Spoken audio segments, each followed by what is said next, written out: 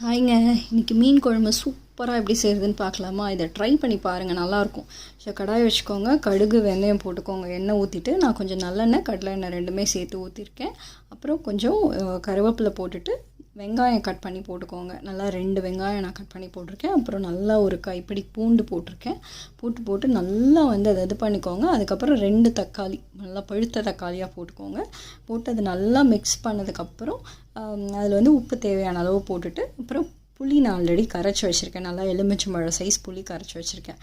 அதையும் போட்டுட்டு நல்லா கொதிக்க விடுங்க. ஒரு கொதி வந்தோடனே மிளகாத்தூள், குழம்பு மிளகாத்தூள், அப்புறம் மல்லித்தூள் அதை போட்டுக்கோங்க. உங்களுக்கு தேவையான அளவு காரம் அதெல்லாம் தேவையான அளவு போட்டுக்கோங்க. நான் கொஞ்சம் காஷ்மீரி தூளும் போட்டிருக்கேன் கலருக்காக.